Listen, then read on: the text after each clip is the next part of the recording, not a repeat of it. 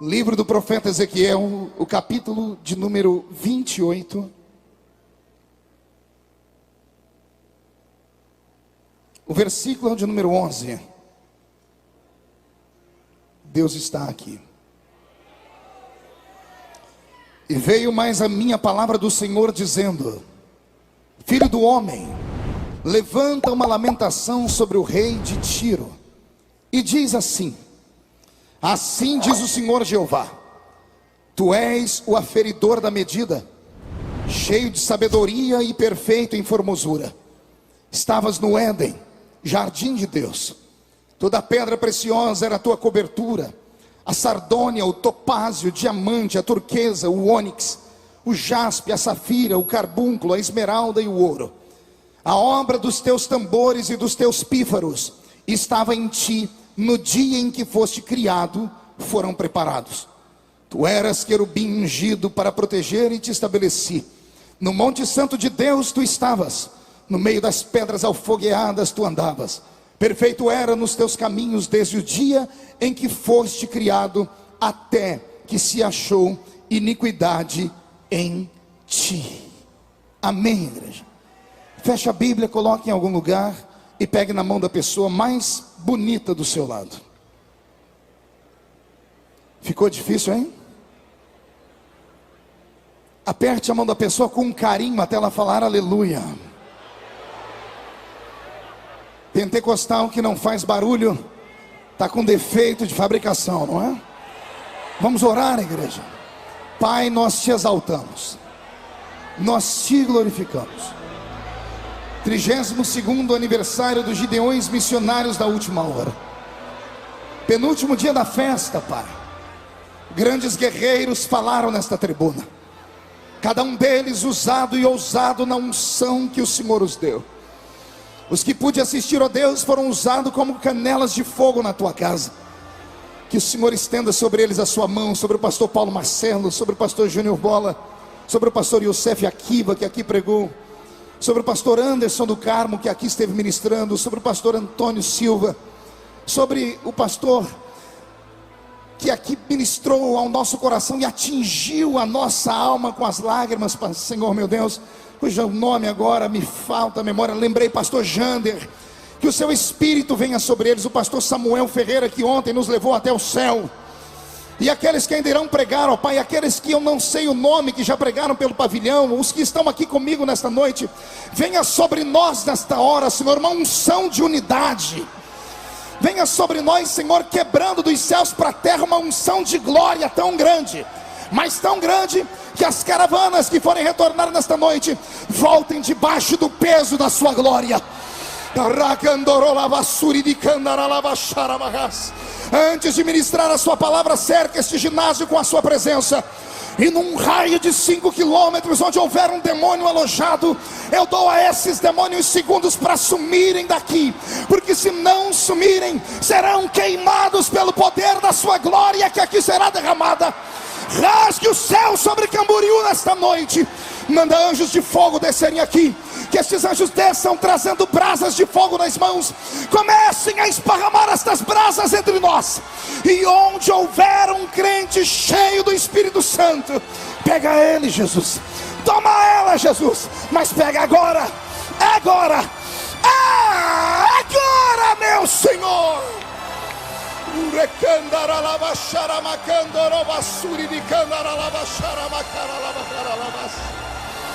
E aqui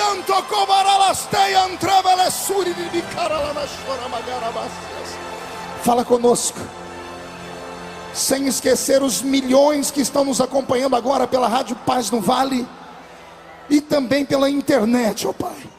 Cerca a nossa nação e as outras com o fogo do teu Espírito, em nome de Jesus. E a igreja que é soberana diz amém. E os que podem, tomem o seu assento, aplaudindo a Jesus, porque Ele é bom.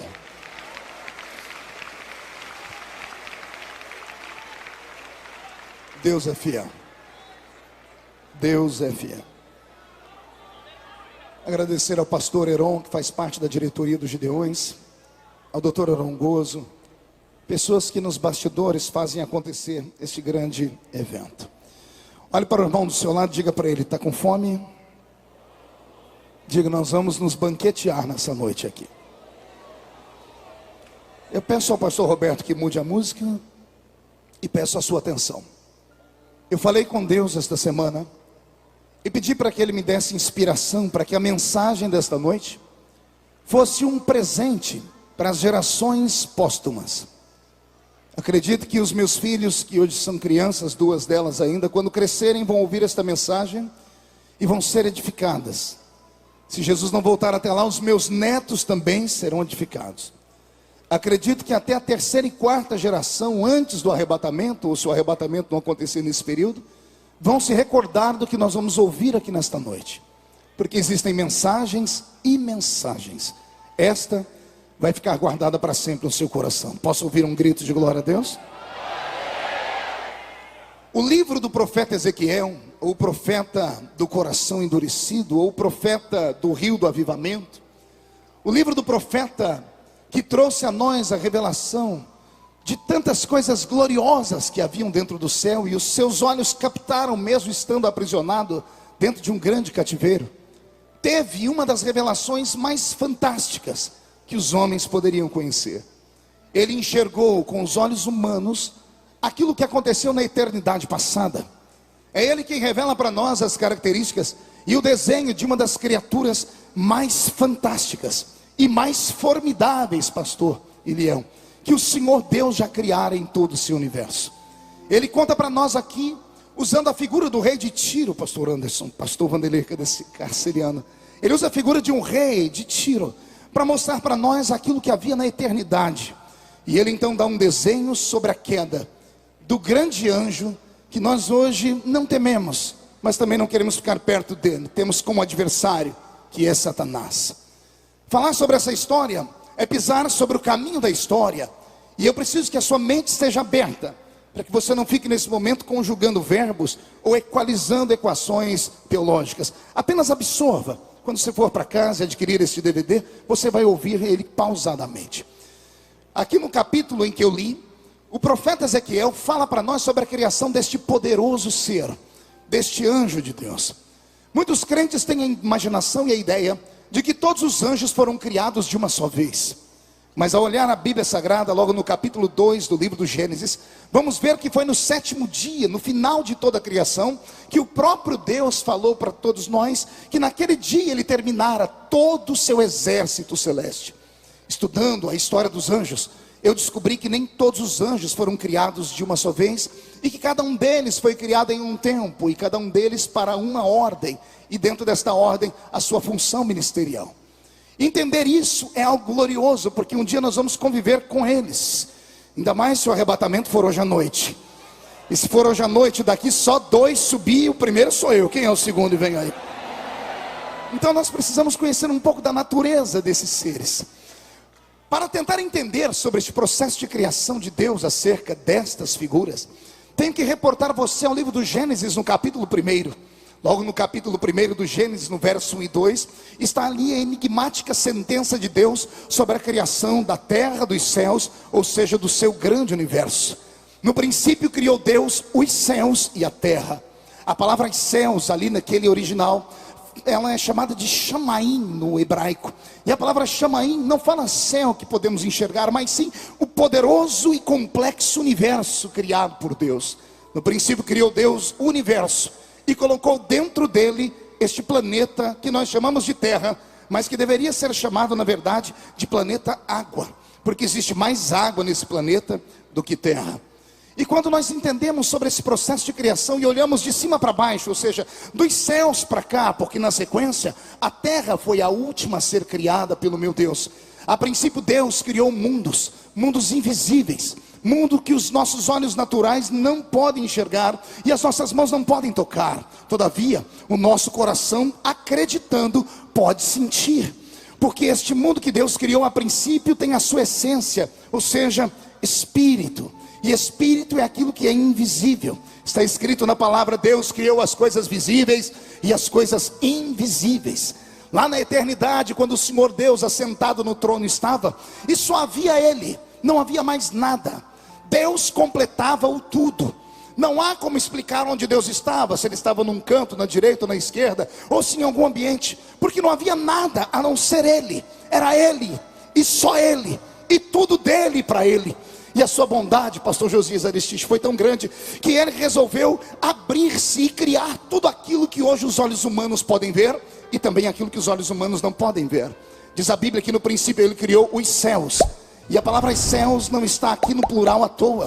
Deus criou os céus, e quando caminhamos pela Bíblia, porque o bom crente caminha com a Bíblia na mão, nós vamos encontrar pelo menos um dos nossos irmãos, e aquele citado aqui ontem com muita maestria pelo pastor Samuel Ferreira, que é o grande Paulo, ou melhor, pelo irmão Paulo, agora fiz uma bagunça, calma aí. Paulo Marcelo que falou sobre Paulo, o pastor Samuel falou de outra coisa. Você falou com tanta maestria ontem sobre Paulo que eu viajei, eu amo as epístolas de Paulo. E foi Paulo quem contou para nós que ele conheceu um homem que não sabia dizer se com o corpo, se fora do corpo, havia ido ao terceiro céu. Então, se ficarmos com a Bíblia, olharmos daqui de baixo para cima, vamos enxergar pelo menos 3 céus. O primeiro seria aqui o céu atmosférico, onde os pássaros voam e as nuvens perambulam. O segundo céu seria o céu cósmico, onde estão as estrelas, as galáxias, as nebulosas. E o terceiro céu seria aquele céu que quando nós falamos, a alma do crente suspira. E o crente espiritual tem os seus olhos lacrimejados. E quando ele é extremamente sensível, ele é capaz de tentar acelerar o processo para ir para lá, repetindo a oração do Espírito Santo assim: Maranata, Maranata, ora vem, Senhor Jesus. Ou seja, o terceiro céu, o céu imarcessível da sua glória, creio eu que foi este o primeiro a ser criado. E neste céu todo poderoso, que os nossos olhos não podem contemplar, Deus teve um problema sério para falar desse céu. O Senhor arrebatou 2 homens e os levou lá dentro. Um voltou para cá e ficou com medo de contar para nós, e eu sei o motivo. Ele era um grande pastor, e pastor geralmente tem dificuldade em ensinar os crentes com aquilo que é quase que intangível. Ele precisa de algo bem forte para falar. Mas o segundo que Deus levou ao céu era um evangelista. E evangelista é como a gente sofre porque a gente fala mais do que deve. E a gente fala mais do que deve porque temos muitas mais oportunidades. Então Jesus levou para o céu Paulo, que era um grande pastor, e levou o apóstolo São João, que era evangelista. Como Jesus levou Paulo e mostrou para ele coisas grandes, o dia que Paulo foi tentar contar para a igreja o que ele viu, ele ficou tão amedrontado que ele empolgou o povo dizendo: eu vi coisas, esse homem, ele não falou que era ele, viu coisas inefáveis. Quando os crentes estavam dizendo conta, ele disse que não é lícito nem contar para vocês, pastor Adeildo. Então imagine que ele teve dificuldades em revelar o que ele viu. Mas graças a Deus que o Senhor conseguiu levar lá para o céu um homem que tinha o coração mais maleável, e ele levou João. E quando ele mostrou para João, na ilha de Patmos, o céu, antes de João dar qualquer desculpa, Jesus disse para ele: tudo que você ver, escreve num livro. E coube a João esse grande abacaxi. Pergunte por quê? Só falo se todo mundo perguntar. Imagine você, um homem de carne e osso igual eu e você, olhar coisas inefáveis lá em cima e trazer a existência para nós e colocar num papel. E João acabou colocando algumas coisas no Apocalipse que deixa todo mundo apavorado. Por exemplo, tem pessoas que acham que quando entrarem no céu vão andar em ruas de ouro mesmo. Só que não há ouro no céu, porque o céu é um lugar espiritual. Ouro é uma matéria da terra. Não, pastor, mas está escrito que nós vamos andar em ruas de ouro. É que João, um homem com muita dificuldade, ele teve que explicar para nós o que ele viu. Então ele viu algo lá que na mente dele era o ouro. Mas se eu conheço meu Deus, o céu tem coisa muito melhor do que o ouro. Pode brilhar amarelinho como ouro, mas com certeza é muito maior, porque o ouro da terra pode ser derretido e queimado, o céu não pode, porque onde Deus está é imaterial, e quem crê dê um grito de glória a Deus. Então Deus criou um reino potentado, poderosíssimo, e esse reino feito, agora eu caminho aqui por um caminho que eu não sei nem explicar, porque Deus faz este céu de matéria, mas matéria é aquilo que pode ser tocado. Então falta na linguagem desse homem aqui uma palavra para explicar qual foi a matéria que Deus usou para fazer o céu. Porque se matéria é aquilo que pode ser tocado, o céu não pode ser tocado, pelo menos não com este corpo que nós estamos aqui. Então Deus, tenha piedade de mim, porque me falta palavras para explicar. Deus criou o seu céu com algo parecido com a matéria, mas é muito maior do que a matéria. E depois que ele criou esse céu todo poderoso, quando ele colocou lá os seus grandes edifícios, porque a Bíblia Sagrada diz que há edifícios lá, João caminhou dentro de uma cidade, e ele deu para nós o tamanho dela, as direções para onde ela vai, e como ela é imensa. Eu me lembro que quando garoto ouvia a irmã Chile Cavalhais cantar, que a ditosa cidade era linda, e se eu pudesse eu iria para lá agora. Então Deus criou este céu poderosíssimo. Quem crê nisso, diga eu creio.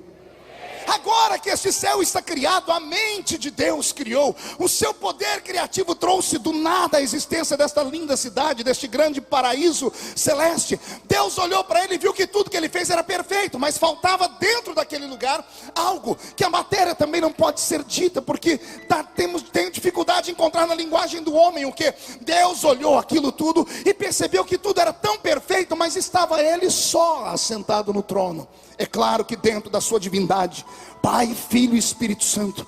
E Deus resolveu povoar aquele lugar com seres. Deus resolveu criar seres poderosos. E o Senhor pensou nos anjos. E o Senhor trouxe à existência os anjos. Deus não fez os anjos, Ele criou os anjos. O verbo fazer, ele é o verbo asa no hebraico. E o verbo asa no hebraico, ele significa fazer a partir de uma matéria-prima já existente, algo que pode ser tocado. O verbo usado para Deus criar os anjos é exatamente o verbo criar, porque o verbo criar no hebraico é o verbo bara ou bará, ou seja, criar do invisível. Deus estava sentado no trono e sentado no trono ficou.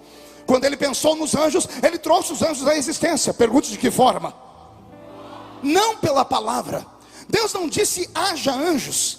Pelo que eu entendo da Bíblia, a palavra anjo ela é muito complexa. No livro dos Salmos e de Provérbios nós vamos encontrar homens que conheceram o mundo espiritual diferente de nós, que enxergaram anjos em seu tempo, que caminharam pela terra dizendo: anjos são espíritos ministradores, que ministram a favor daqueles que hão de herdar a salvação.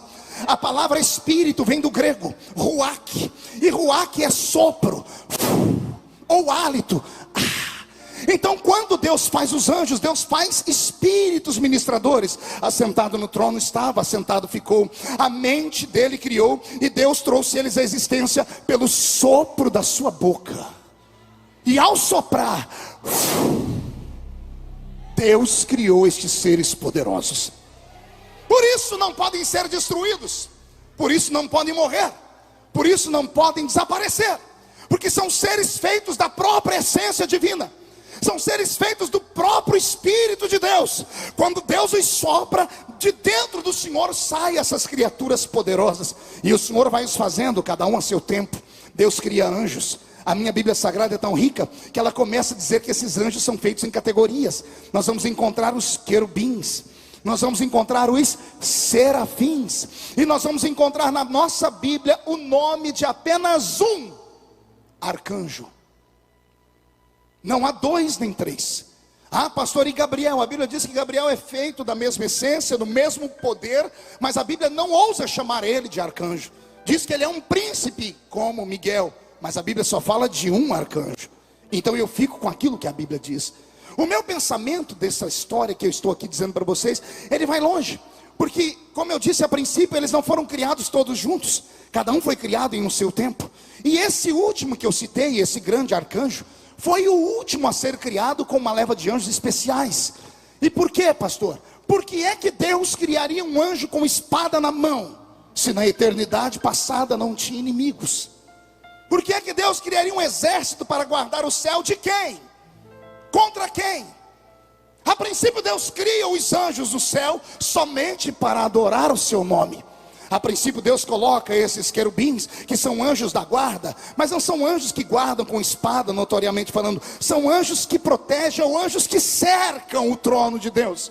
E quando a Bíblia fala de serafins, ela vai um pouquinho mais longe. A palavra serafim é aquele que arde em fogo. Existem anjos de fogo, e eles são os serafins. E por que são de fogo, pastor? Porque são eles que assistem diante do trono de Deus, face a face. O poder de Deus sobre eles é tão grande que Deus fez eles com 6 asas. Para 2 cobrir o rosto, para 2 cobrir os pés, e com 2 voarem, e ao redor do trono dele dizerem: Santo, Santo, Santo é o Senhor dos exércitos. Então o Senhor os criou nesta forma, e neste potentado e neste poder. colocou estes seres lá dentro. Se você abrir a sua Bíblia no livro de Hebreus, no capítulo 9, você vai ver que o escritor diz que o tabernáculo da terra é apenas uma sombra e um tipo do tabernáculo que há no céu. Se há um tabernáculo no céu, esse tabernáculo é muito parecido com o nosso, ou o nosso é parecido com aquele. O tabernáculo da terra é separado em 4 pontas, ou em 4 etapas. O primeiro é o alpendre, depois o átrio, o lugar santo e o santo dos santos. Se o céu é parecido com a terra, ou a terra é parecida com o céu, porque é isso que o escritor aos Hebreus diz, existe lá no céu 4 espaços, 4 etapas, para se chegar diante do trono de Deus, e cada um desses seres que o Senhor criou, os criou para estar em um lugar, estabelecidos. Talvez por isso 4 categorias de anjos, porque eram 4 espaços no céu, como o tabernáculo da terra, assim há. Tudo estava perfeito, mas o céu ainda faltava uma coisa. Havia beleza no céu, havia poder no céu, e havia vida no céu, porque os anjos têm vida. Quem entendeu até aqui, diga eu entendi. Todavia, pelo que eu entendo lendo a Bíblia, no céu só faltava uma coisa então. Pergunte o quê? Música. Porque o céu era assim, ó. Só era quebrado quando ouvia-se lá de longe alguém gritar: Santo, Santo, Santo, Santo, Santo, Santo, Santo é o Senhor. E este coro se repetia todas as horas, até um belo dia que Deus, assentado no trono e recebendo aquela adoração de gritos de glória, de gritos de aleluia, de santos, Ele olhou para o seu poder, interiorizou-se mais uma vez e teve uma ideia brilhante: vou criar o mais belo ser até aquele momento. A mente de Deus pensa, e pelo sopro da sua boca Deus cria este querubim do capítulo que li. Um querubim que protege, querubim ungido na guarda, aquele que guarda a adoração. Só que Deus não faz normal, Deus não faz apenas para ser mais um. Deus dá a ele uma beleza que não deu a ninguém, Deus dá a ele um poder que não deu a ninguém, Deus dá a ele algo de glória, de graça que ninguém nunca antes havia tido. E Deus faz nascer dentro dele um dom. Deus faz nascer dentro dele o que, igreja? Pergunte qual? Capítulo 28, versículo 13. Final do versículo. A obra dos teus tambores e a obra dos teus pífaros estava em ti. No dia em que foste criado, foram preparados. Deus está dizendo: eu preparei no dia em que eu te criei as obras do tambor e as obras do pífaro. Diga comigo: obras do tambor. Diga: obras do pífaro. Olha para o irmão do seu lado, diga: foram criados no dia em que Deus criou Lúcifer. Agora olhe para mim, vem a parte mais difícil de ser interpretada. Eu desenho qualquer figura morta. Figura morta são figuras com traços. Sou capaz de reproduzir essa arca aqui, por exemplo, porque os seus traços são bem definidos. Não conseguiria desenhar o rosto de ninguém, porque não são traços definidos. Eu peguei esse texto e coloquei no papel e desenhei uma criatura extraordinária. Eu me emocionei. Fiz um anjo poderoso, com um rosto cor de bronze. Peguei as pedras preciosas que estão escritas aqui, com as quais ele se cobria, e desenhei o seu manto sagrado. Desenhei a sua armadura. Fiz um anjo poderoso com cabelos cor de prata. Ergui as suas asas bem alto. E depois que desenhei este anjo, eu fui ler o versículo no final e disse: e agora? Agora truncou. Porque está escrito que Deus, no dia em que fez ele, criou as obras do tambor e as obras do pífaro. E eu, como sou desenhista, peguei um tambor e desenhei. Peguei um pífaro e desenhei. E agora fiquei procurando onde colocar nele o tambor e o pífaro. Pendurei o tambor no pescoço dele, ficou feio. Coloquei o pífaro para trás, não dava certo porque pegava nas asas. Tentei amarrar pelos pés, não tinha onde colocar um tambor e um pífaro. E eu falei: Deus, tem alguma coisa errada. Ou o poeta escreveu errado, ou o profeta entendeu errado. O Senhor disse: ninguém entendeu nada errado, está escrito certo. No dia em que eu criei Lúcifer, eu criei a obra do tambor e a obra do pífaro. Eu falei: Senhor, eu peguei o tambor, eu peguei o pífaro, não consigo encaixar nele. E o Senhor disse: eu não disse que criei nele o tambor, eu não disse que criei nele o pífaro, eu criei nele, ou seja, dentro dele, eu criei em ti a obra do tambor e a obra do pífaro. Olha para o seu irmão e diga: está com o coração preparado?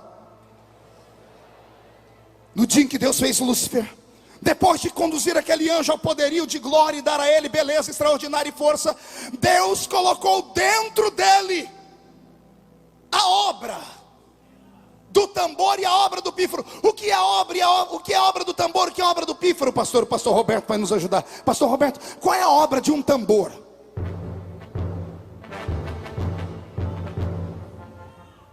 Qual é a obra de um pífaro?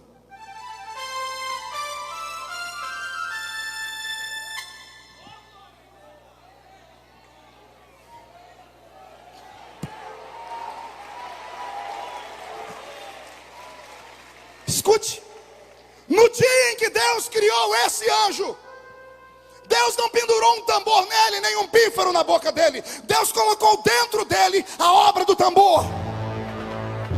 Deus criou e colocou dentro dele a obra do pífaro. Respire fundo.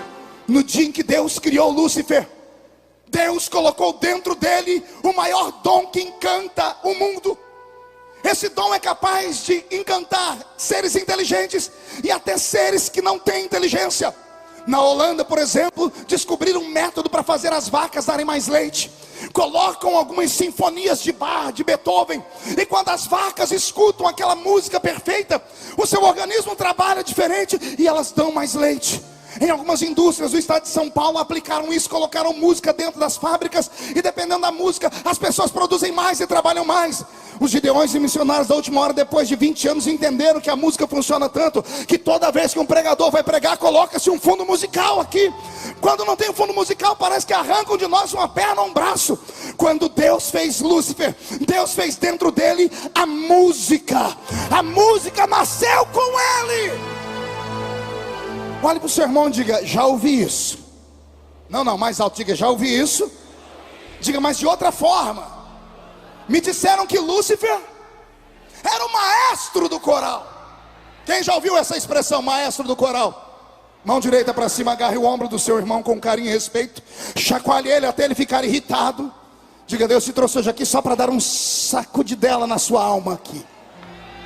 Agora, com base no quê? Não tem Lúcifer com uma batuta na mão regendo, pastor Niltinho.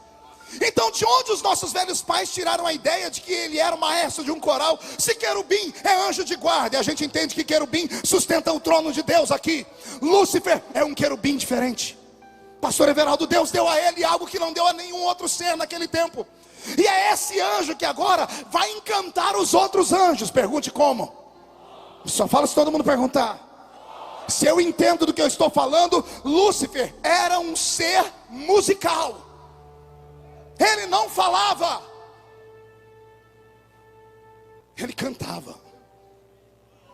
Quando ele andava, cada passo que ele dava, saíam sons de música.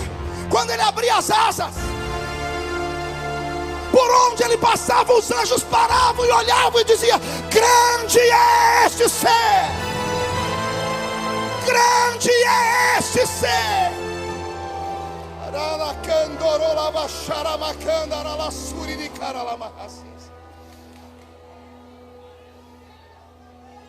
Deus fez ele tão poderoso e tão grande, que depois que Deus construiu o céu e povoou ele com seus anjos, Deus resolveu dar para Lúcifer um reino. E aí entramos naquilo que o pastor Samuel Ferreira ontem adentrou a história. A terra. A terra primária não foi feita para homens. Ela foi feita para ser habitada, mas não por homens. A terra primária não tinha relva. Por quê? Porque anjos não precisam respirar. A relva existe para produzir o oxigênio. O reino que havia nesse mundo era um reino mineral. E era nesse reino que Lúcifer e os seus anjos passeavam. E você pode encontrar isso pela Bíblia Sagrada em vários textos, de Ezequiel ao livro de Provérbios. Nós vamos encontrar Deus falando que, Deus questionando Jó: onde é que você estava enquanto a estrela da manhã e os anjos cantavam na terra? Está escrito no livro de Jó. Deus disse: a estrela da manhã, ou seja, essa estrela da alva, esse grande anjo, e os demais anjos cantavam aqui nesse reino, aqui na terra. A Bíblia diz que ele pisava sobre pedras afogueadas. Este nosso mundo era povoado por outros seres. Aqui era um grande conservatório. Um grande o que, igreja? Não ouvi um grande o quê? E esse conservatório era tão lindo. E Lúcifer era o regente. Era ele quem ensinava a cada um dos anjos a sua nota musical. Eram esses anjos que encantavam aqui, aprendiam músicas, palavras poderosíssimas foram criadas só por ele. E quando o coral estava bem ensaiado, quando a música estava pronta, ele marcava uma audiência lá no monte da congregação. Falava com Deus, Deus preparava os anjos para um dia de festa. E Deus avisava a todos: hoje teremos um coral cantando. E pode imaginar, 1/3 da parte dos anjos sendo cantores. Imagine, 1/3 dos anjos subindo ao céu com as suas asas, com a sua auréola, com a sua beleza, com a sua glória. E Lúcifer olhando para o regente mor, que é o Senhor, dizendo: esta música nós fizemos para ti. E quando ele começa a reger, um coral de anjos cantando, esses anjos cantando tão alto, ao ponto de fazer a eternidade toda tremerem. E quando a música terminava, Deus dizia: tu és o mais belo de todos.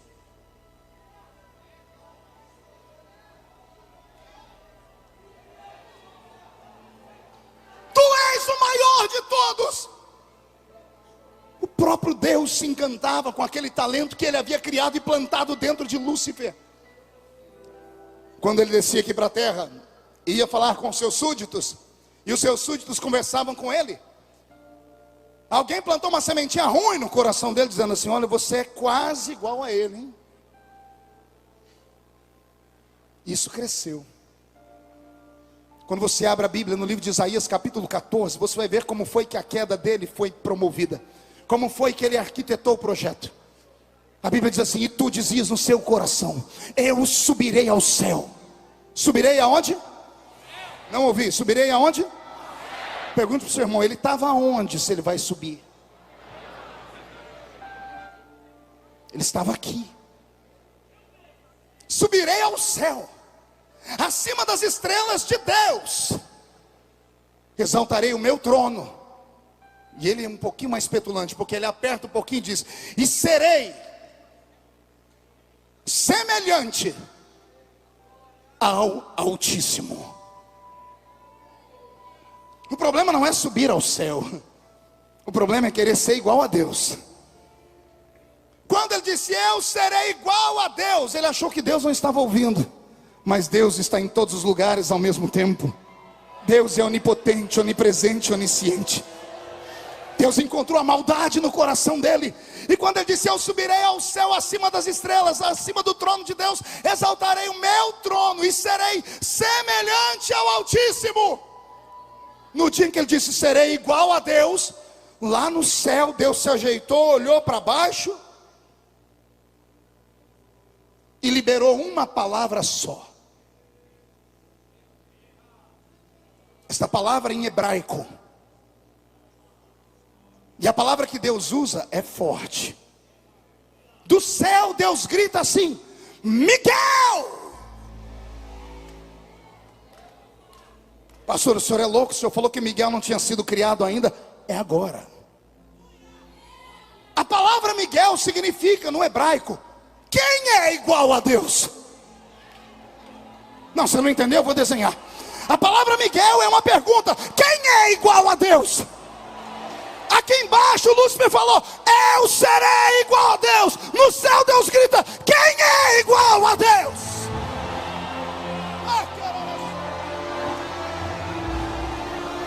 Quando Deus diz quem é igual a Ele, as palavras com oxigênio se articulam e criam o mais poderoso de todos os anjos.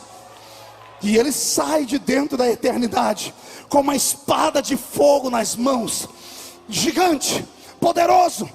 Ouve a voz de Deus e o Senhor diz: tem alguém querendo ser igual a mim, você será o escudo. Quando alguém olhar para você, você vai dizer: ninguém é igual a Deus, ninguém é igual a Deus, ninguém é igual a Deus, ninguém é.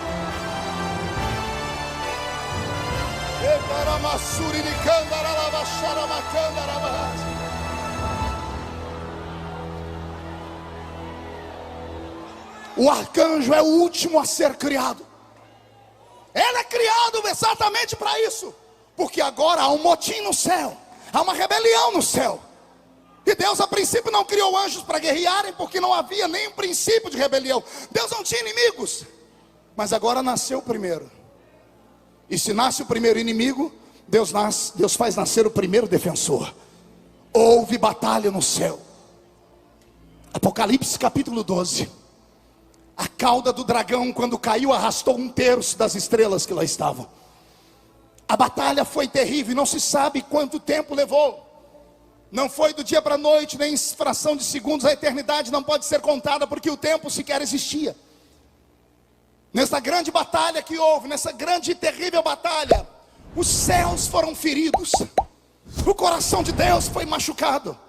Mas Miguel executou o juízo, prendeu Satanás, com ele 1/3 da parte dos anjos.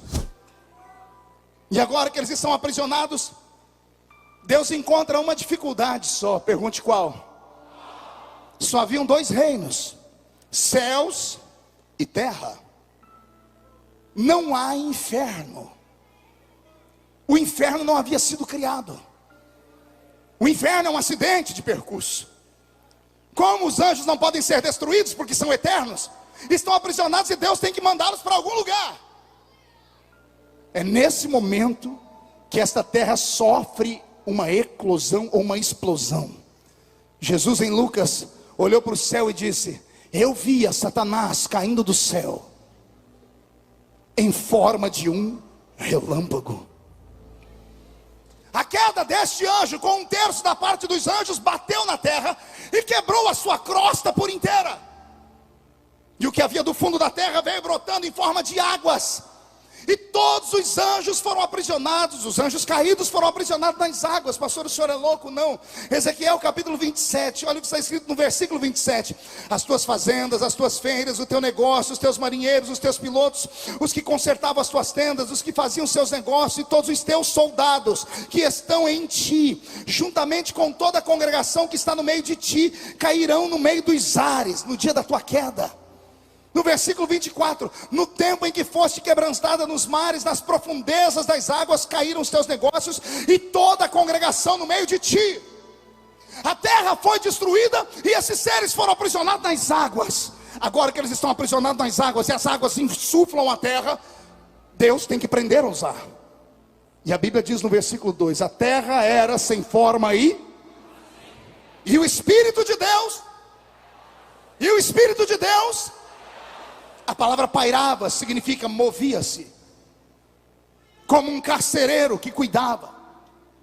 Em um texto no hebraico diz que a palavra pairava é cubava, criava para o novo renascimento.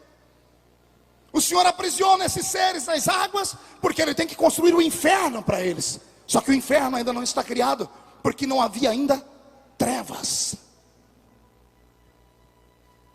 E agora que eles estão aprisionados nesse planeta que está destruído, tudo perde a vida e o sentido. Há silêncio no céu. O coral caiu, pastor Neutinho. Ninguém tem coragem de cantar mais. A tristeza de Deus inunda o universo. Mas Deus é um ser criativo. Um belo dia os anjos estão passando perto do trono e olham para o rosto dele. O rosto dele está brilhando. Sorriso de orelha a orelha. Ele convoca alguns querubins, prepara o seu carro e ele sai lá da sua eternidade. E ao sair daquele céu, ele vem para esse nosso cosmos e ele dá um grito: haja luz. O grito é tão forte que até hoje você pode ouvir o eco do grito ao ligar a sua televisão num canal que não existe, e você ver aquelas faíscas, aquela estática. Isso é comprovado pela ciência, que isso são resquícios daquilo que chamam de Big Bang. Dizem que o universo foi criado através de uma explosão do nada. Eles não estão errados, foi criado de uma explosão, mas não era do nada, é dele. Não foi só um grito de boom, foi a voz dele dizendo: haja luz. Há uma criação mais poderosa do que a terra. Se você ler depois no livro de Provérbios, capítulo 8, verso 26, você vai ver Deus dizendo assim através do grande sábio: antes de fazer a terra, eu fiz o pó do mundo. Antes do pó da terra existe o pó do mundo. E o pó do mundo, para quem estuda, a ciência chama de átomos, que são divididos em nêutrons, prótons e elétrons. Disso tudo veio toda a matéria que existe, até esses buracos negros que enxergamos lá em cima no cosmos, esse vácuo. O cientista Stephen Hawking diz que isso não é amplitude de espaço apenas, é matéria também, só que é chamada de matéria negra. E ela é tão grande que ela é capaz de engolir tudo aquilo que está ao seu redor. Nada nesse mundo é sem sentido. Deus, agora sentado nos ombros desses anjos, voa e chega nesse planeta que estava destruído. A palavra sem forma e vazia refere-se a caos. Caos é destruição. Mas se você ler Isaías capítulo 45, verso 18, você vai ver Deus dizendo: eu criei a terra não para ser um caos, eu criei a terra para ser habitada. A terra não pode ser sem forma e vazia. Então ela foi criada numa performance perfeita. Deus criou esse mundo e deu as suas criaturas angelicais, mas eles não mereceram.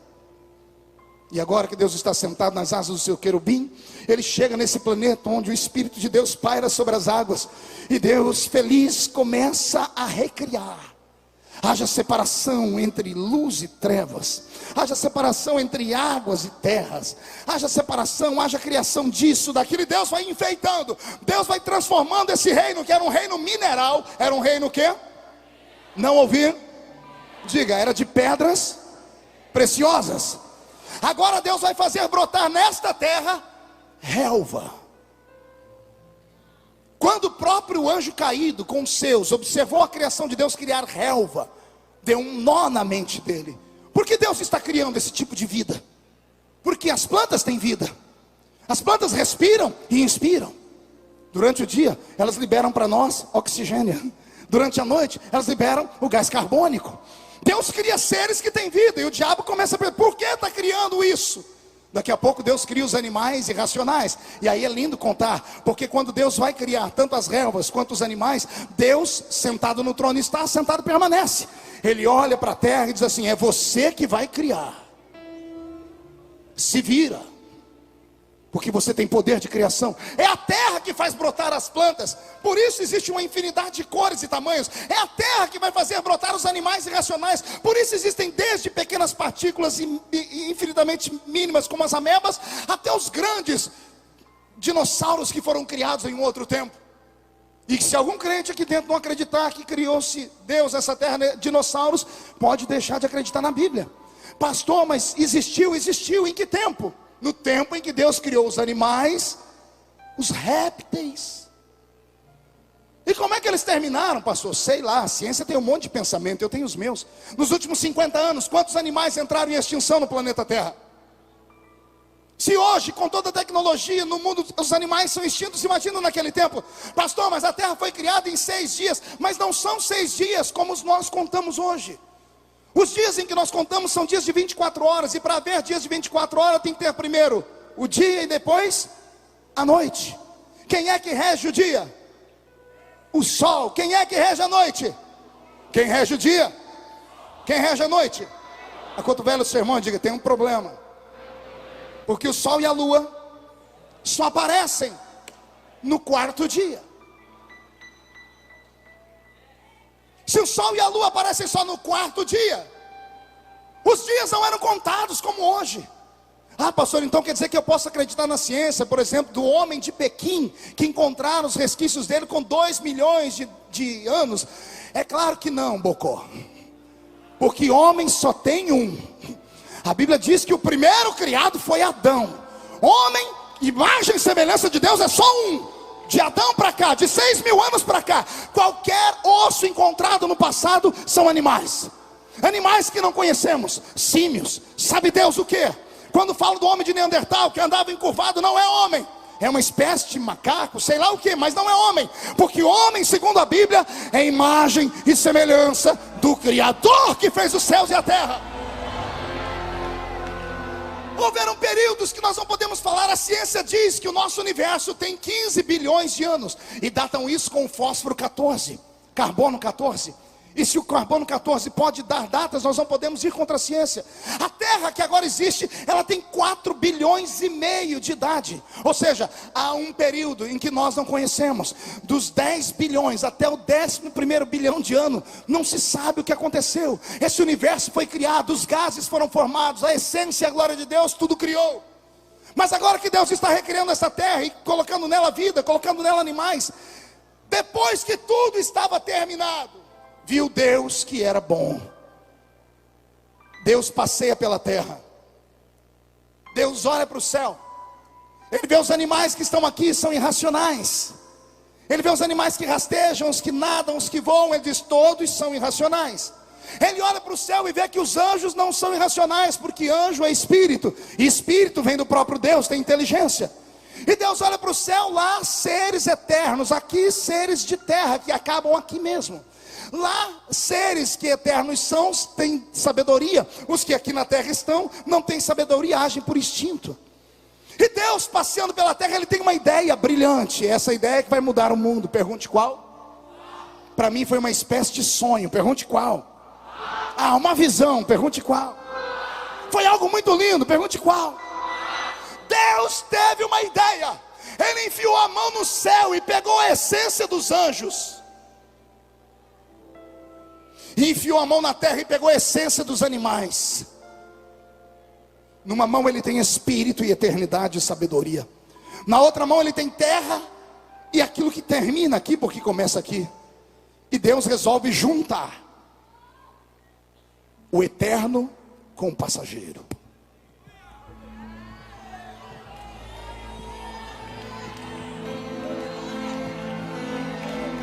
Agora que a matéria está pronta, Deus levanta ela e diz, eis aqui a mais bela de todas as criaturas. Alguém sabe de quem eu estou falando aqui? Então murcha a barriga, estufe o peito, olhe para o seu irmão e diga assim, não está gostando não? Diga, é de você que ele está falando, bobão. Vou repetir, Deus cria a mais bela de todas as criaturas. Você.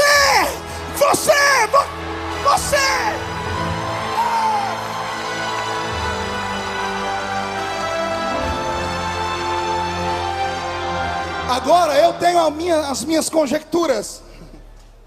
E a melhor maneira de se ensinar em uma escola dominical para os nossos filhos. Para criar os anjos, Deus sentado no trono estava, sentado ficou. Pensou neles e os criou assim. Para criar os animais irracionais, Deus sentado no trono conversou com a terra e disse, crie você os animais. E a terra fez brotar os animais. Poder da palavra, poder do seu fôlego de vida, do seu hálito, do seu espírito. Agora essa criatura que ele vai criar, ele diz, essa vai ser diferente. Deus manda os querubins pararem perto do Éden. Eu não sei se no rio Tigre ou se no rio Eufrates. Deus desce dos anjos, arregaça as orlas do seu manto. Ou no Tigre, ou no Eufrates. Ele crava a mão no fundo do rio e pega a argila.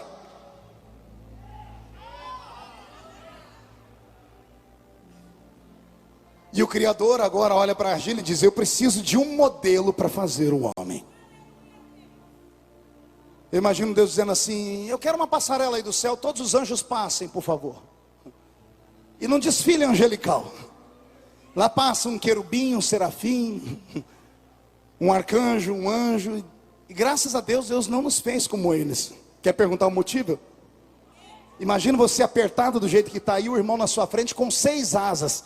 E você gritando, tira essa asa da minha cara que eu quero enxergar o pastor Marco. Imagina a senhora casada com esse irmão aí há tantos anos. Beijar uma boca está difícil. Querubim tem 4 rostos. São 4 bocas para beijar. Pior não é isso, pergunte o que é pior. Você chegar em casa, irmão, depois do trabalho, olhar para sua esposa, ela com 3 metros de altura, e dizer assim, e aí, baby? Um cara de arcanjo, com espada de fogo na mão ainda.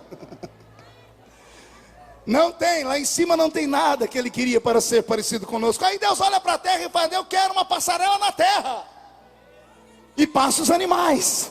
Muito obrigado, Senhor, porque não tem nenhum hipopótamo aqui. Imagine você sentado perto de um irmão parecendo um porco espinho. Na hora de abraçar, que a gente manda pegar na mão, o sangue de Jesus tem poder. Imagina a senhora sentada perto de uma girafa. Ainda bem que na terra não tinha nada para Deus fazer os homens, como não tem no céu, nem na terra. Deus olha nas águas. Deixa eu ver nas águas se tem. Muito obrigado, Senhor, porque não há entre nós nenhum peixe-espada. Imagine se há entre nós um baiacu.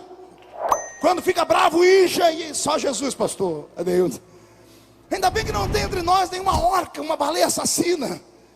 Depois que Deus olhou para o céu, para a terra e para as águas e não viu nada para ser o modelo, eu imagino Deus parado, olhando para as águas, porque quem olha para a água se refresca e entra no estado de transe, tranquilidade.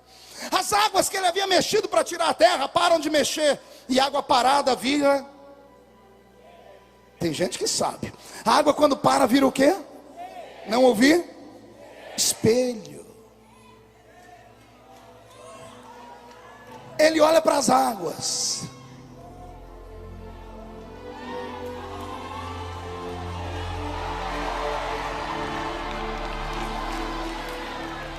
A Bíblia diz que o corpo de Jesus foi criado na eternidade passada. O Cordeiro foi morto antes que o mundo fosse criado. Ele viu o corpo, e ao ver o corpo diz: já tem um modelo para fazer o homem. Homem não vai ser chimpanzé. Se você é da teoria de Charles Darwin e o seu avô foi orangotango, é problema seu. Eu sou herdeiro de Adão, sou imagem e semelhança do Criador.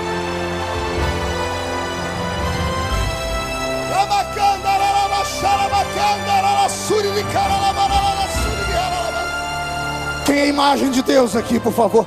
Dê mais um grito de glória, mais um grito de glória. Eu vou precisar aqui de um Adão. Eu não quero deixar os meus companheiros com o terno todo amarrotado. Quem pode me ajudar aqui? Deixa eu ver. Vem cá você, meu filho, pronto. Mas deixa ele passar rapidinho, senão eu não saio daqui hoje. Isso, irmão, vigia. Você vai ser o meu Adão. Deita aqui nesse chão. Se estica, Adão. E para de rir, Adão. Junta os braços.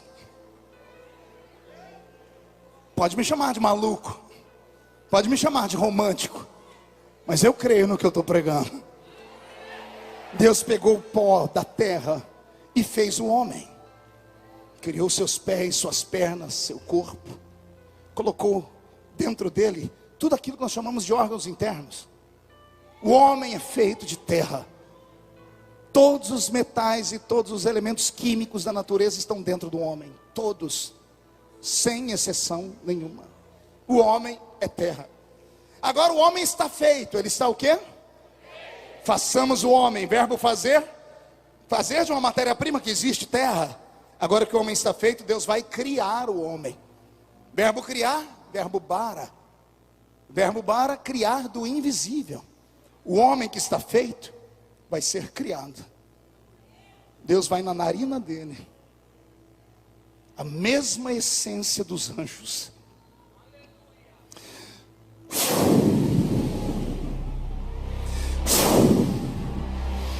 A Bíblia diz que Deus sopra sobre as narinas dele e o coloca de pé.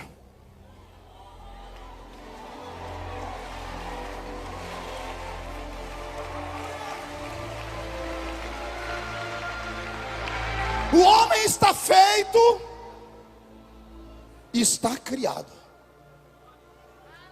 E agora, pastor? Agora vem a parte mais linda. E aqui eu começo a pregar. Segura aí, Adão. Quando Lúcifer caiu, ele caiu por causa do dom que Deus tinha dado a ele. O dom que Deus deu a ele não foi só o dom da música. Ele era um adorador, vereadora Carla. Um adorador. Era ele quem encantava o coração de Deus.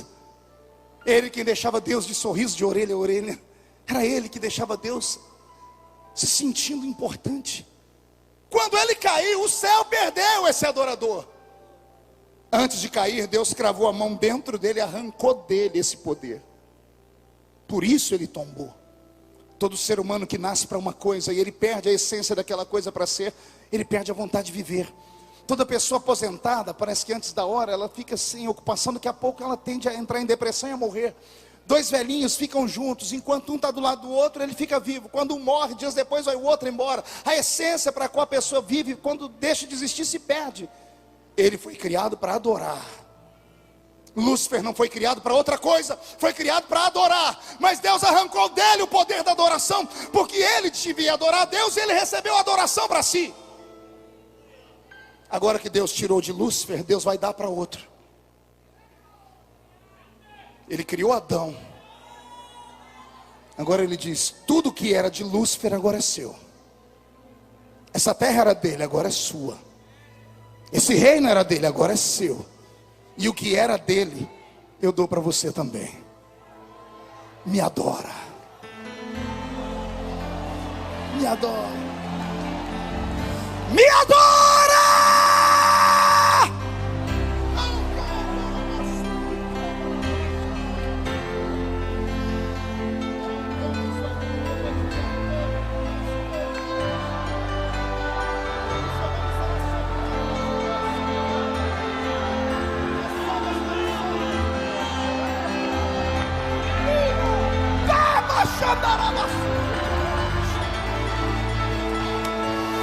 O que Deus deu para ele e arrancou, distribuiu para os gideões missionários da última hora. E se tem alguém que nasceu para adorar, tire o pé do chão agora.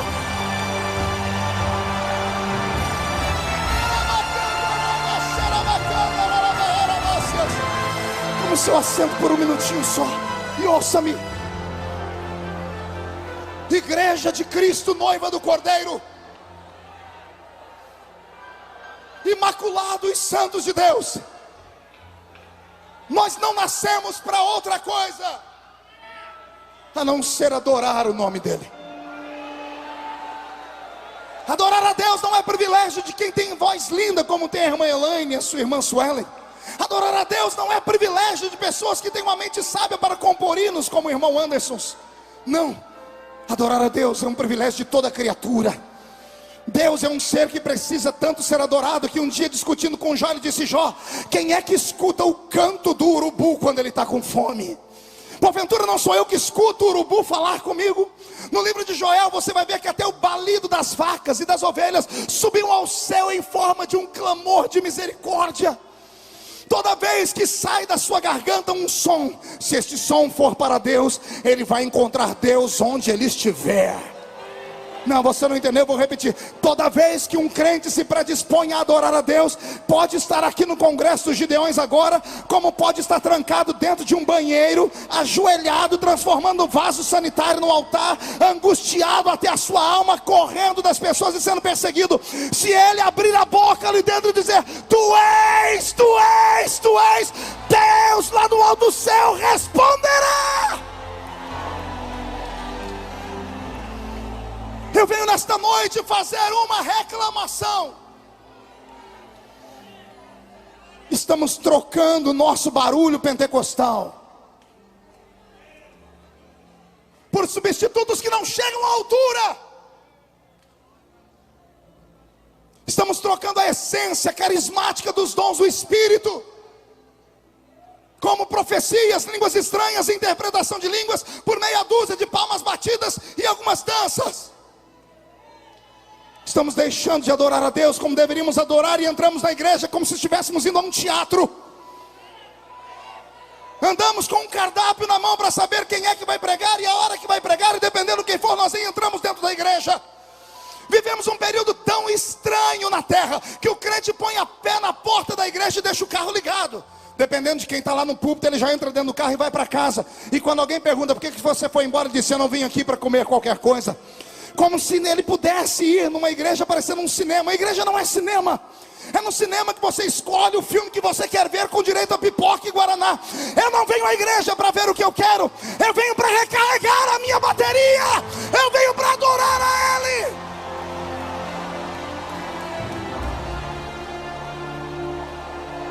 Você não sabe o poder que está nessa sua garganta. Eu vou repetir, você não sabe o poder que está nesse seu grito de glória.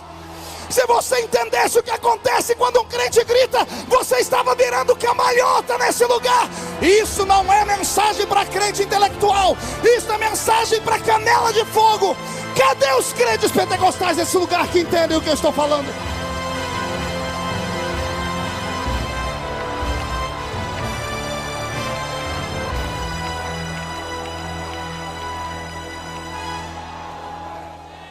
Pastor Marco, calma aí, o equilíbrio, pastor. Que equilíbrio? Não, pastor, o que as pessoas lá fora vão dizer. As favas com as pessoas que não nos compreendem. As favas com os ímpios.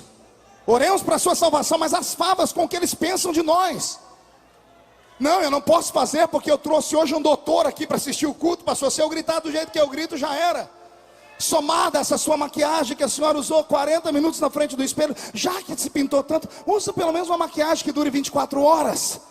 Por causa dessas coisas, da nossa roupa, da nossa aparência, os crentes hoje estão bloqueados.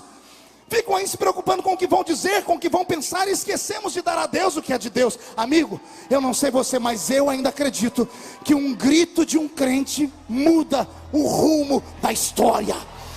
Se tem alguém que concorda comigo, não dá um grito não, dá um berro de glória a Deus nesse lugar.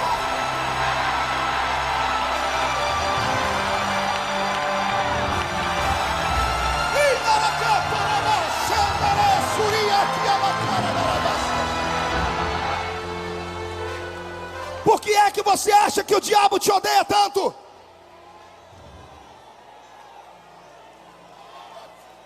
Por que é que você acha que o diabo não vai com a sua cara?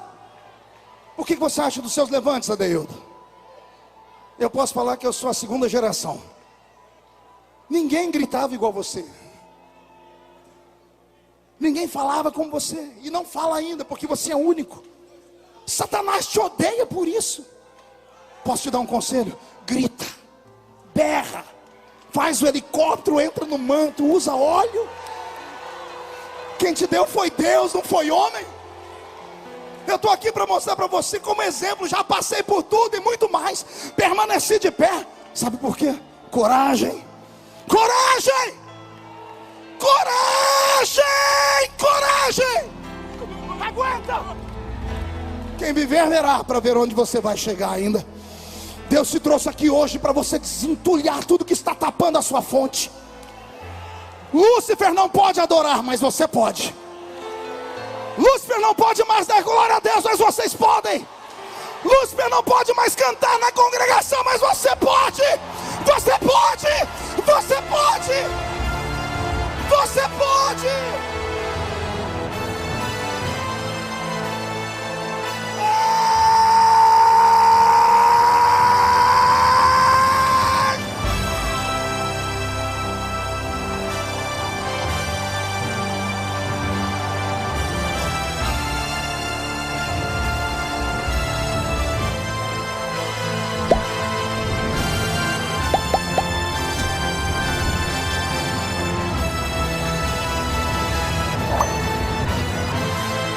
Estamos falindo. Ouça. Estamos falindo.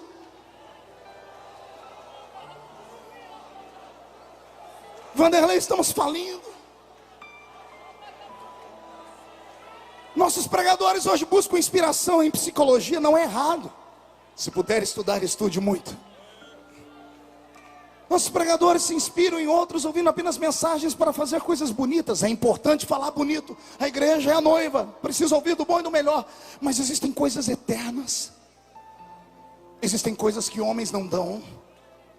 Pastor Niltinho, existem coisas que o campo onde nós estamos dentro da teologia não nos dá. Quer ver um problema? A maioria dos homens e mulheres que vão estudar teologia vão estudar por causa de uma coisa. Pergunte o quê? Por causa de uma chamada. Eles vêm a mim pregar, Paula, Adeildo, todos os pastores estão aqui, pastor Casseliano, pastor Antônio, eles vêm a gente pregar, pastor. Mas não, vamos para a teologia, porque eles têm teologia. Ah, se eu pudesse falar para você, ir com cuidado. Porque quando entramos dentro da teologia, nos esfriamos. E eu faço uma denúncia aqui nesse altar. A denúncia é que a teologia que nós aprendemos não é uma teologia pentecostal. Podem tomar assento, senhores. Não há uma teologia pentecostal no Brasil. Nossos dois missionários, pastor Cisino, Daniel Berg e Gunnar Vingre, eram teólogos batistas. Receberam batismo com o Espírito Santo por revelação. Entraram pelo campo de Belém do Pará, fizeram prodígios e maravilhas. Quando a igreja cresceu, a Assembleia de Deus, eles se preocuparam em dar ensinamento. E eles agora vão ensinar a eles o quê? Teologia batista. Nada contra a teologia batista, é interessante e importante.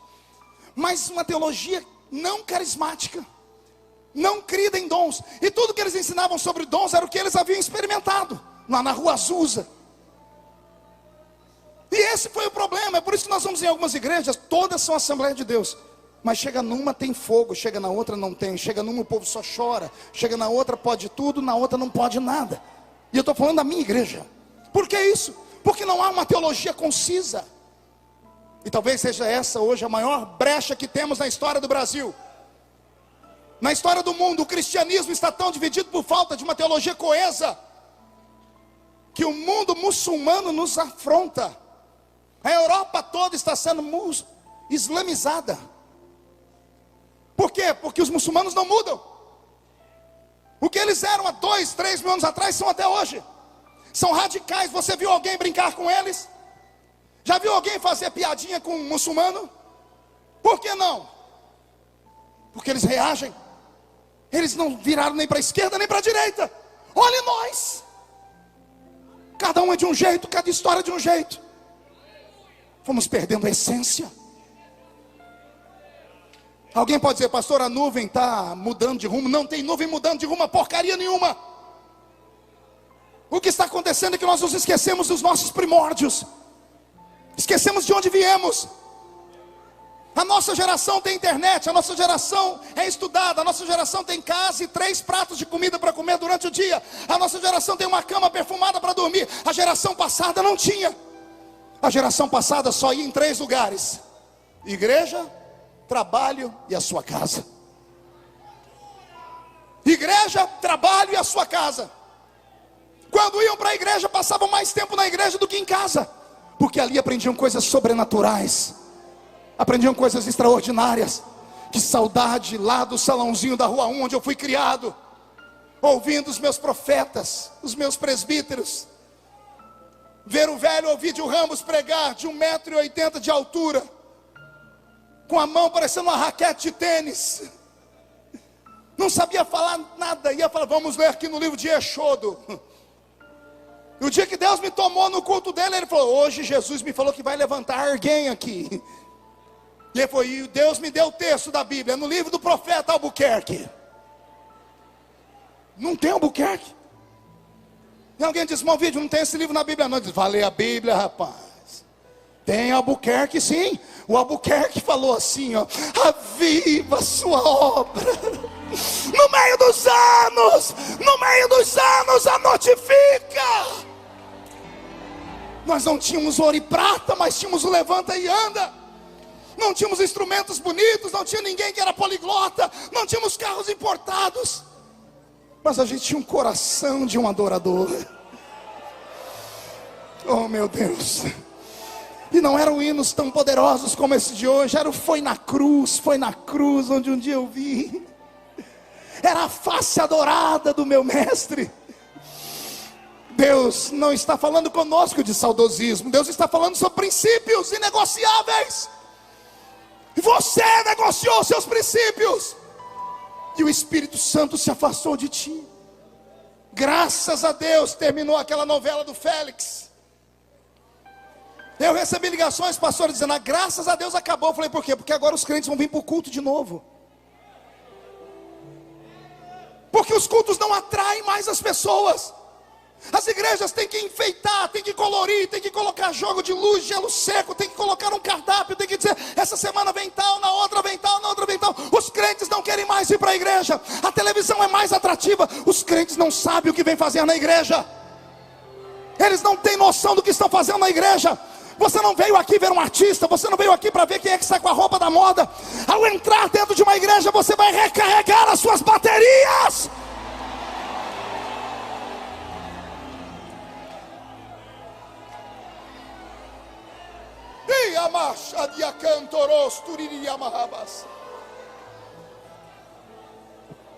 Alguns anos atrás eu estava em Israel e eu fui até o Muro das Lamentações.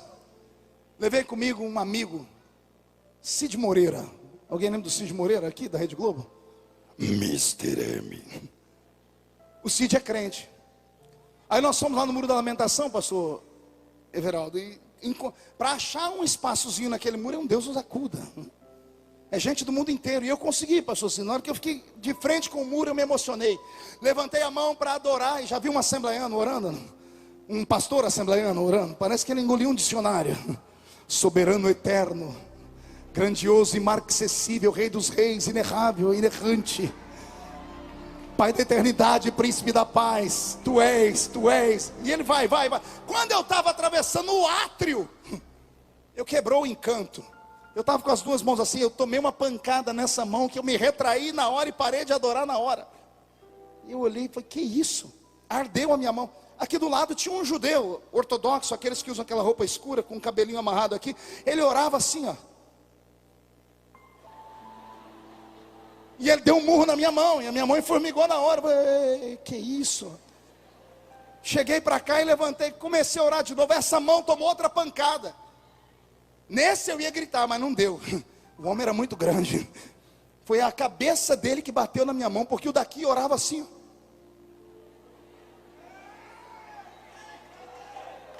Eu comecei a olhar ao meu redor, tinha gente que orava assim, ó. E eu fui achando aquilo muito estranho. Eu chamei o meu intérprete, eu disse, o que esse povo está fazendo? Ele ficou bravo. Ele disse, povo não, são meus irmãos, e eles estão orando. Eu, pentecostal, ó a besteira que eu falei. E precisa de tudo isso? Depois que eu vi o que eu falei, precisa de tudo isso. Ele falou assim, vocês cristãos acham que sabem orar. Ele falou, mas vou ficar quieto porque você está pagando a minha diária. Eu disse, não, me conte, pode falar que se eu estiver errado eu aprendo. Posso mesmo, está entalado aqui há anos. Diga. Ele falou, então tá bom. Vocês não sabem orar. Eu falei, como não? Ele falou, vocês quando começaram a orar há 2000 anos atrás, já fazia 4000 anos que a gente orava. Pegou aí ou não? Quando nós aprendemos a orar há 2000 anos, quando a igreja nasceu, os judeus já oravam há 4000 anos ao Deus de Israel. Aquilo mexeu comigo, contra fato no argumento. Eu disse, tá aí, e onde é que eu estou orando errado? Ele disse, vocês crentes, vocês oram só com a voz. Vocês não leram o profeta dizendo que Deus não quer repetição de palavras? Eu disse, tem que orar de que jeito? Ele disse, ore como os meus irmãos. E ele apontou para aquele que estava assim. Eu disse, o que ele está fazendo? Ele está orando. Eu falei, para que ele está fazendo assim? Ele está dando murro no demônio? Eu disse, não, ele está orando com a voz e dizendo, o meu braço também ora a ti.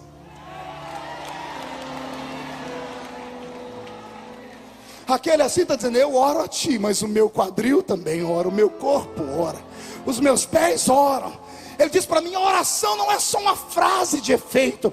A oração é o contato entre Deus e o homem. Cada célula do seu corpo tem que orar. Cada célula do seu corpo tem que adorar. Cada célula do seu corpo tem que sair da terra e tocar o céu. Eu fiquei apavorado com aquilo, Marcelo, apavorado.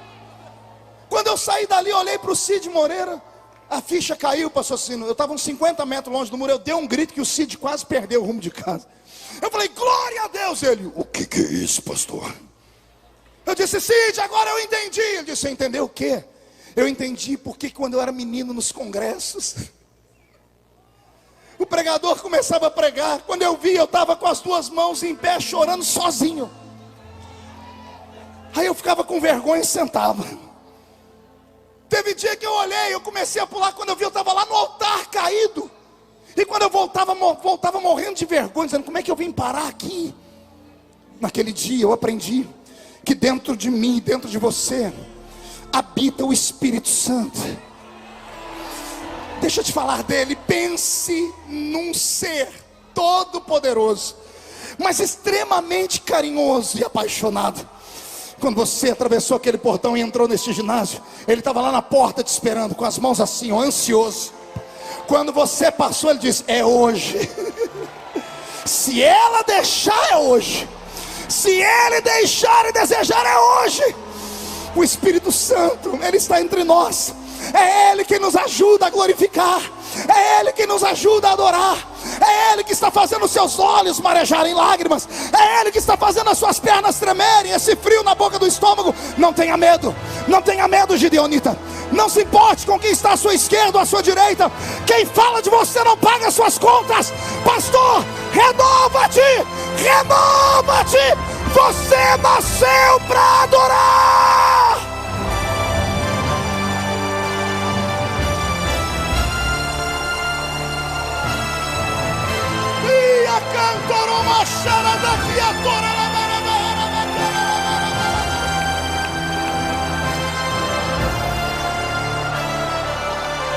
Segure, estou terminando.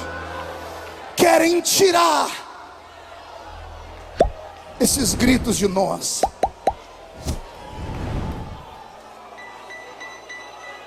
Querem acabar com essa essência. Nos acusam de sermos desequilibrados, malucos. Nos acusam de sermos despreparados.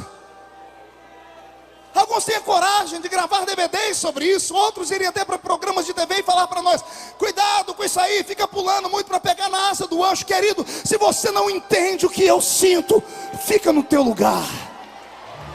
Não toque nesses pequeninos de Deus. Não toque nesses homens e mulheres, porque é a única alegria que eles têm. Quando eu entrei aqui no Gideões há 16 anos atrás para pregar, eu dei um testemunho que anos antes, em 1988, quando eu entrei aqui nesse congresso pela primeira vez, o púlpito era do lado de lá e o ginásio era bem menor.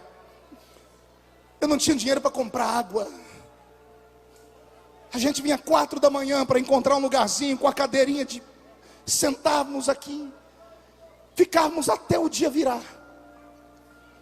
A única alegria que eu tinha era gritar. Era pular, suar, cair para o chão, se arrebatar e voltar. Era a única coisa boa que eu tinha, porque era um momento de extravasão minha. Respeite a minha pessoa. Se você é do seu jeito, se você é parado aí, parecendo uma estátua de museu, eu te respeito. Mas me respeite por ser um pentecostal. Me respeite. Me respeite. Me respeite. Eu não grito porque quero. Eu não pulo porque quero, não é teatro. É uma erupção, é um vulcão, é uma glória. É a glória que vai descendo e subindo. Se você deixar isso acontecer, Jesus vai te batizar com o Espírito Santo agora. Você não tem que voltar para sua casa frio, vazio, do jeito que você veio. Os demônios vão te respeitar depois dessa noite. Na sua boca está o dom que era de Lúcifer. Põe para fora, põe para fora, põe para fora, põe para fora, põe para fora, põe para fora, põe para fora.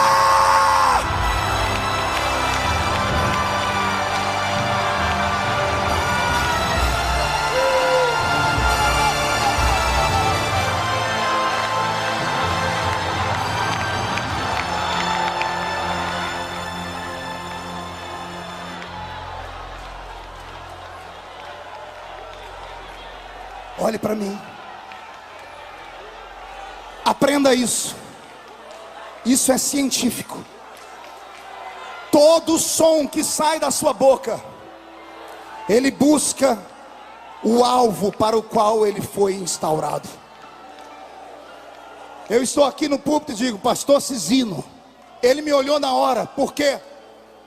Porque o que eu falei foi para ele, não para você. Existem 2 verbos que conjugamos, parecidos, iguais, mas são diferentes: ouvir e escutar. Você ouvir é você estar no ambiente, ver aquela barulheira toda, você está ouvindo, mas você não sabe o que estão falando. Escutar é quando você para prestar atenção, aí você escuta. Toda vez que sai algo da sua boca, ele sai com um propósito.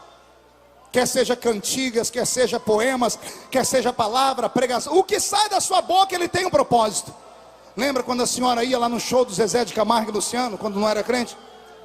Eles são desse tamanho assim, mas quando eles davam aquele agudo, e a senhora gritava, lindo, fofo, e jogava um ursinho, eles pequenininhos daquele jeito, ficavam na ponta do pé, e cantavam com mais força, porque aquilo que saiu da sua boca é um louvor para ele. O louvor atingiu o alvo, que era ele. Teve gente do seu lado que ficou irritada, para que gritar desse jeito? Não era para ele, era para o cantor. Lembra quando você ia num campo de bola? O artilheiro está vindo, quando ele chuta a bola, antes da bola atravessar o travessão, ele sabe que vai fazer o gol, ele dá meia volta e procura a torcida dele. Por que ele vai para a torcida dele?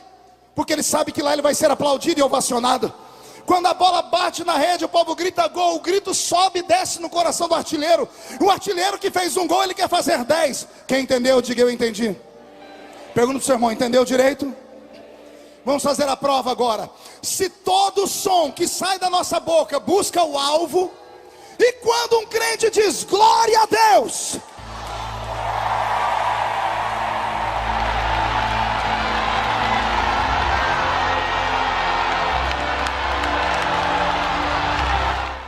o único Deus que está na terra é o Espírito Santo, e o Espírito Santo não se incomoda, é Ele que diz, vai dar glória para Deus.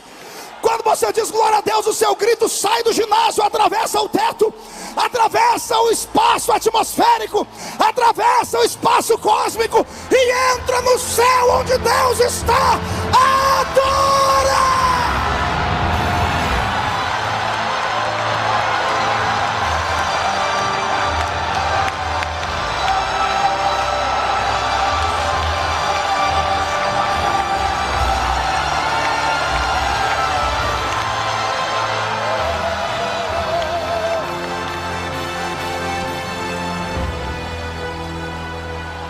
Concluindo, mão direita para o céu, faz um carinho nas costas do seu irmão e diga, vai doer só um pouquinho. Se quiser se sentar, pode se sentar.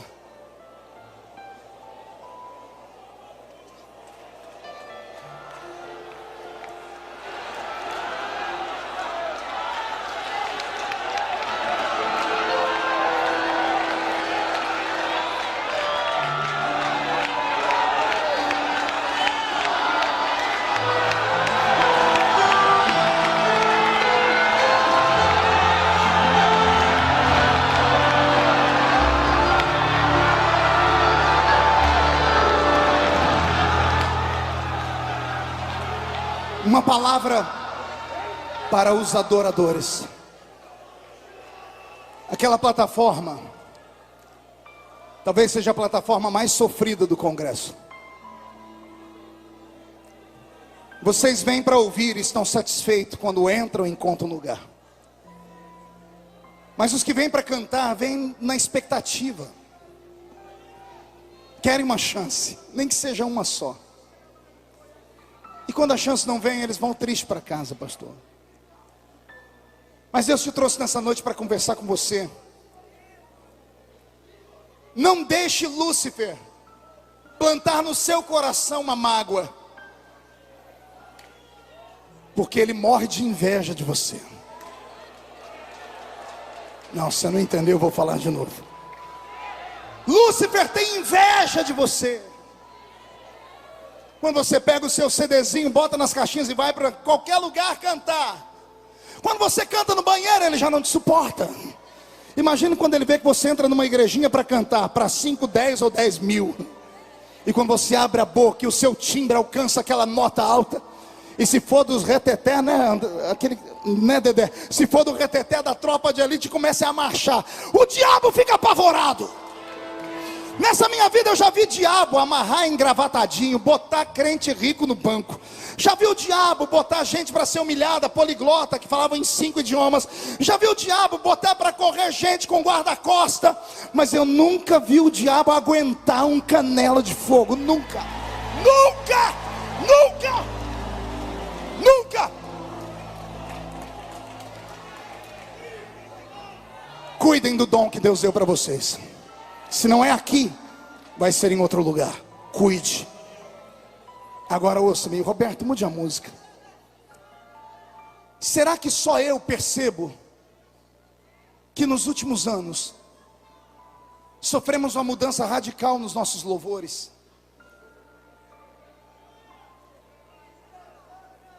Eu venho de uma época, pastor Cisino, que a gente vinha aqui anos e anos, e eram sempre os mesmos cantores, eles sempre tinham uma música nova para cantar.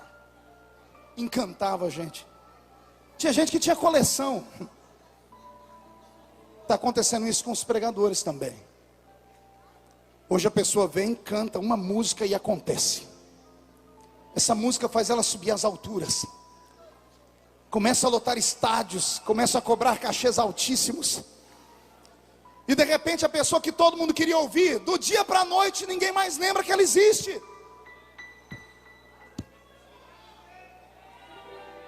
Tente lembrar nos últimos 5 anos aqueles nomes. Eu não vou citar por ética, porque sou amigo de muitos, e às vezes eu não tenho liberdade para falar com eles que eu estou falando aqui. Por que é que acaba tão rápido? Eles sofrem com a síndrome de Lúcifer. Receberam um dom. Esse dom é tão lindo que eles encantam todo mundo. Será? Eu sou pastor de igreja hoje, pastor Cisino. Será que só a minha igreja nesse mundo tem problema com músico?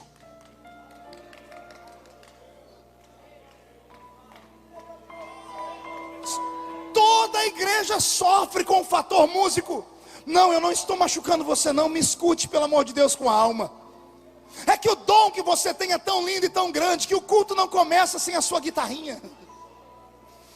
O culto não começa sem você ali no som, sem você trabalhando. E a cobrança em cima de você é pesada demais. Às vezes você não tem estrutura para aguentar. Não é a pressão da igreja só que você sofre, é pressão do inferno. Pastor, mas eu moro lá na esquina do Sovaco Sujo. O senhor acha que o diabo me conhece? O diabo sabe do que Deus pode fazer na sua vida da noite para o dia. Escute, eu às vezes menosprezo pessoas porque sou ser humano. Você menospreza as pessoas pela aparência, mas o diabo não. Porque ele sabe que uma virgem na cidade de Nazaré pode dar à luz ao Filho de Deus e ele mudar a história do mundo. O diabo não perdoa ninguém. Bastou cantar no banheiro, bastou derramar uma lágrima no culto, bastou passar mais tempo de joelho no chão, bastou ir mais de um culto no meio de semana, você virou inimigo público número 1 dele. E daí em diante é pancada, aguenta. E se ele está te perseguindo, se você está sofrendo igual o sovaco de aleijado, aguenta. É porque o que Deus tem na sua vida é grande demais. Não vou falar de novo, é porque o que Deus tem na sua vida é grande demais. Eu vou falar de novo, é porque o que Deus tem na sua vida ninguém ainda recebeu.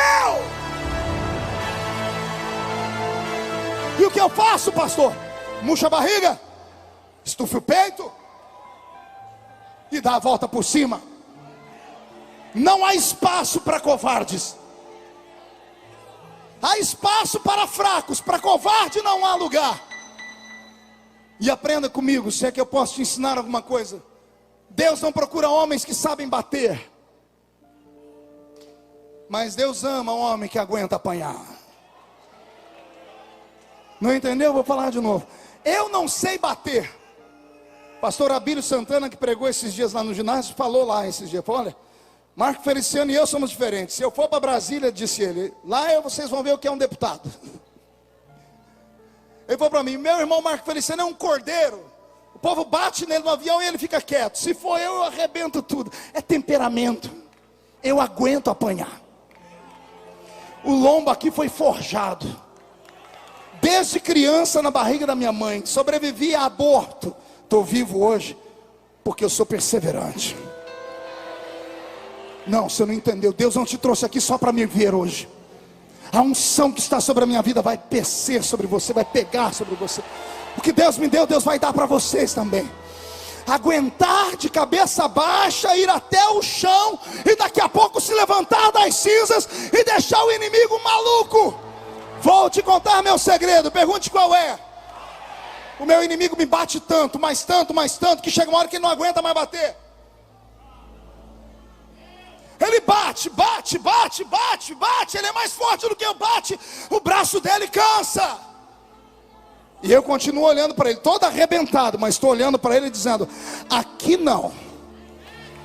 Eu sei que o meu Redentor vive, e em breve se levantará sobre a terra. Onde estão os homens e mulheres que querem voltar para casa cheios de vitória?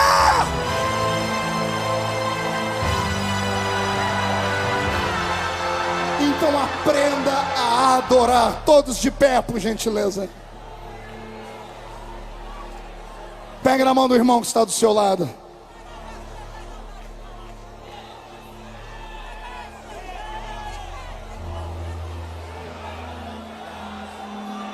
Eu já te ensinei o segredo. O segredo está nos seus lábios. Põe o diabo no lugar dele. Coloque ele debaixo dos seus pés. Comece a orar agora, profundamente. E se tiver alguém batizado com o Espírito Santo, comece a orar em outras línguas.